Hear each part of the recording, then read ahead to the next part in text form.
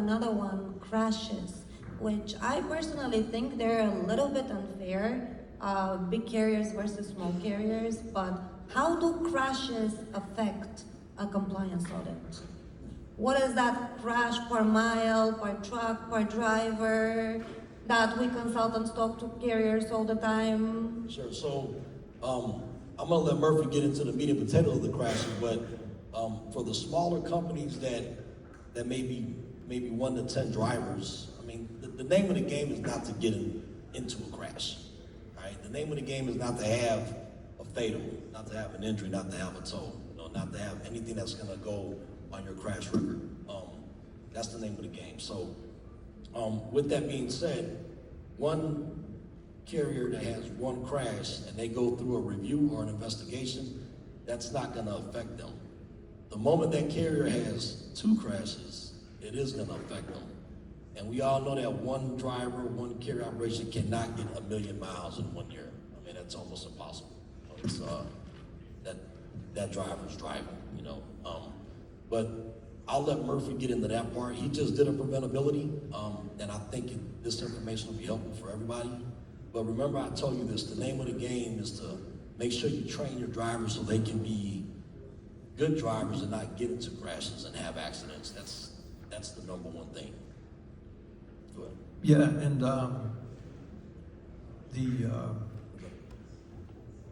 and so like Rick said, a safe carrier is allowed 1.5 crashes per million miles traveled.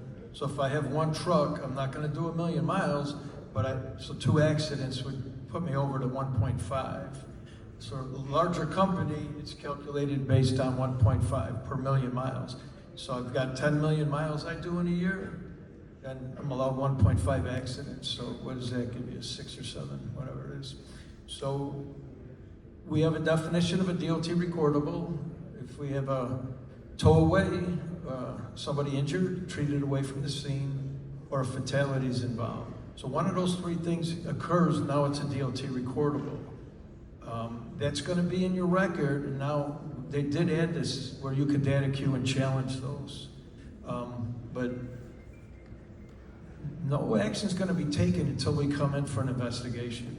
So if you have too many accidents, we're going to come in and we're going to evaluate. Now that's the point that we're going to do a accident preventability determination, and that's done by the division administrator of the FMCSA. So you have to provide compelling evidence that it was not preventable. There's no way your driver could have prevented that crash. And the group before us talked about dash cams. I'll tell you what, the dash cams have saved more companies in my investigations than have gotten them in trouble. The dash cam, typically that's going to let us know if that was preventable or not. Based on the information I have, I can't prove that it was not preventable. Then I see the video, I find out something crazy happened and there was no way that driver could have prevented it. So we won't use that crash. If we don't use the crash, then, as far as your crash rating, we won't count that one, but only at the time of the investigation. So if it brings your numbers down below 1.5, it won't affect your rating at all.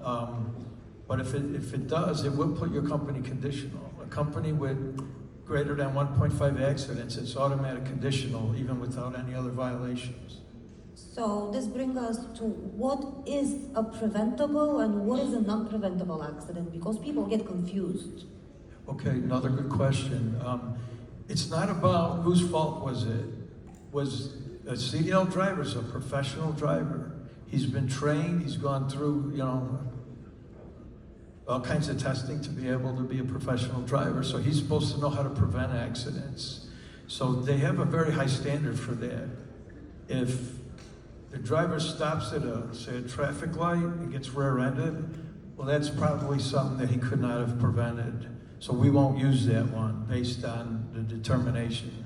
But if both the vehicles are moving and anybody's changing lanes, that's where they talked earlier about the cameras for the lane cameras. That could help. But if a driver sees the potential for an accident, or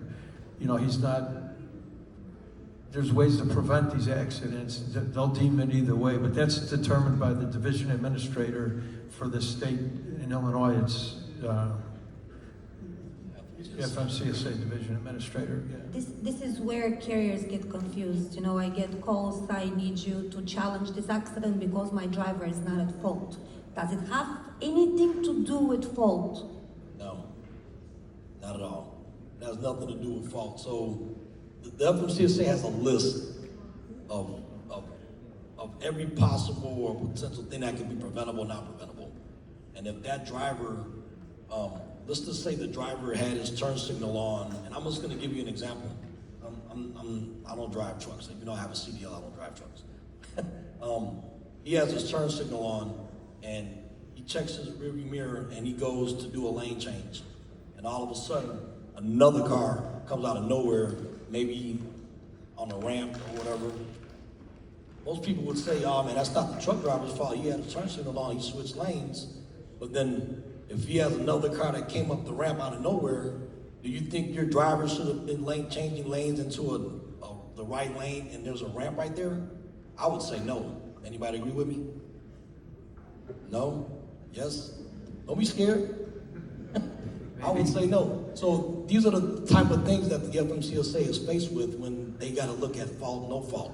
So it may not have been the driver's fault, but he did have his signal on. But they look at the scenario and say, well, let's analyze this. Should that driver have been in that lane or trying to go into that lane with that oncoming ramp right there? So I'm just giving you a scenario of things that this is what they're challenged with, and they're not always right. You know, and you can re-challenge a preventability if you have additional evidence to refute their decision. So. Thank you.